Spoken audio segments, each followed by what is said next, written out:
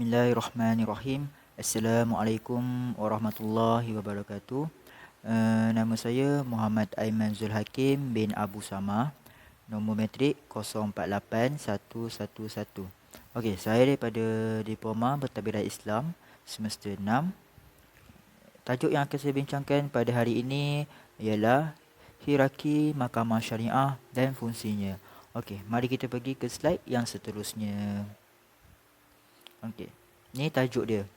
Hierarki mahkamah syariah dan fungsinya bagi subjek Undang-Undang Pentadbiran Hukum Islam di Malaysia.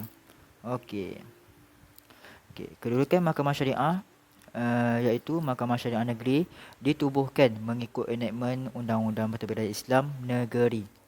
Seterusnya, Mahkamah Syariah ini hanya membicarakan kes sivil dan kes jenayah bagi orang-orang Islam.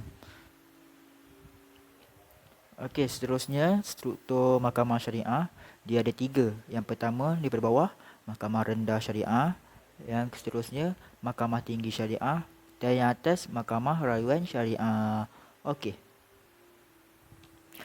Seterusnya bidang kuasa sivil Mahkamah Syariah. Mahkamah Syariah membicarakan kes-kes sivil yang berikut.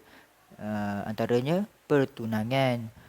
Yang kedua, matrimoni iaitu perkahwinan, perceraian dan nafkah. Ketiga, hak terhadap anak. Dan yang keempat, wakaf dan warisan harta pusaka.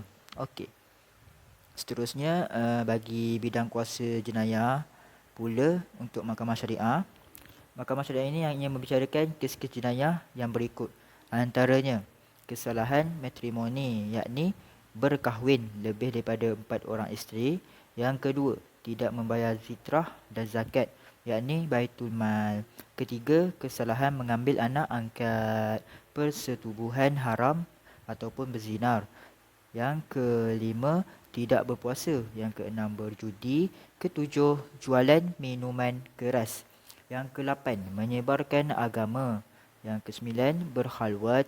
Yang ke-9, yang ke-10, menyertai pertandingan Ratu Cantik ataupun memakai pakaian yang menjolok mata. Okey. Yang kesalahan dalam semua ni yang akan bicarakan hanya bagi bidang kuasa jenayah. Okey. Yang sebelum tadi bidang kuasa sivil. Okey.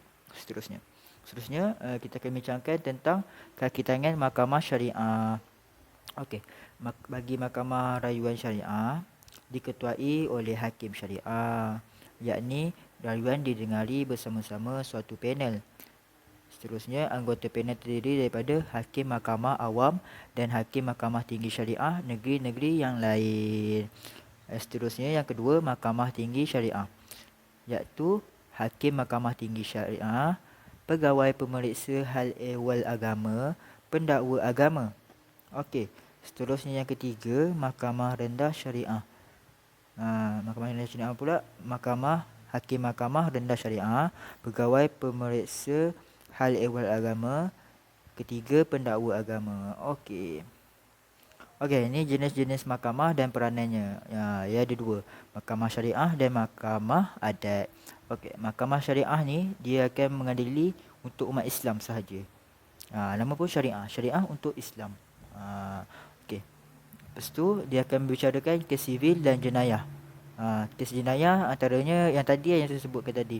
Berjudi, berzina, tidak berpuasa, ajaran sesat, berkhalwat, penderaan terhadap anak-anak atau isteri. Okey, kes sivil pula macam nafkah dan tanggungan perkahwinan, penceraian, wasiat, wakaf, pembahagian harta dan sebagainya. Okey, seterusnya kesalahan yang besar akan dibicarakan di Mahkamah Tinggi Syariah, manakala kesalahan yang kecil akan dibicarakan di Mahkamah Rendah Syariah. Tadi kan Mahkamah Syariah kan terbagi ada 3. Mahkamah Tinggi, Mahkamah Rendah, Mahkamah Rayuan. Okey, seterusnya kita masuk pada Mahkamah Syariah Rayuan ni pula. Peranan dia apa? Peranan dia untuk mendengar rayuan dari Mahkamah Tinggi Syariah. Okey. Seterusnya kita masuk kepada Mahkamah Adat pula. Mahkamah Adat ni dia akan membicarakan kes pelanggaran adat dan suku-suku kaum di Sabah dan Sarawak. Contoh kes pelanggaran adat suku kaum, adat perkahwinan, undang-undang adat, keagamaan dan sebagainya. Okey. Seterusnya Kita masuk pada hukuman pula ya. Bidang kuasa hukuman Mahkamah Syariah. Yang pertama, Mahkamah Tinggi Syariah, dia akan kenakan hukuman kepada yang berikut. Antaranya kes jenayah kan. Dia akan dipenjarakan tidak melebihi 3 tahun. Denda tidak melebihi RM5,000. Yang ketiga, merotan tidak melebihi 6 sebatan. Yang keempat, kombinasi mana-mana hukuman di atas. Okey, yang seterusnya bagi kes sivil pula, pertikaian melebihi RM50,000. Okey. Bagi Mahkamah Rendah Syariah pula, bagi Mahkamah Rendah Syariah, hukuman dia pula bagi kes jenayah, penjara tidak melebihi 6 bulan, denda tidak melebihi RM1,000. Dan bagi kes sivil, pertikaian tidak melebihi RM50,000. Okey. Okey, kita masuk pada fungsi dan peranan Mahkamah Syariah. Okey, fungsi dan peranan ada 3 lah, saya bagi 3. Yang pertama, membicarakan dan memutuskan mana-mana kesalahan jenayah yang dilakukan oleh orang Islam.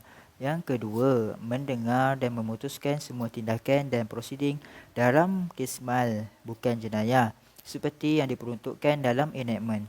Yang ketiga, mendengar dan memutuskan sesuatu rayuan terhadap sesuatu keputusan sama ada melibatkan pembebasan, sebatan ataupun hukuman. Okey, Alhamdulillah. Habis tajuk kita bagi Mahkamah Syariah ni. Dia punya tu fungsi semua settle. Okey. Sekian, terima kasih. Assalamualaikum warahmatullahi wabarakatuh.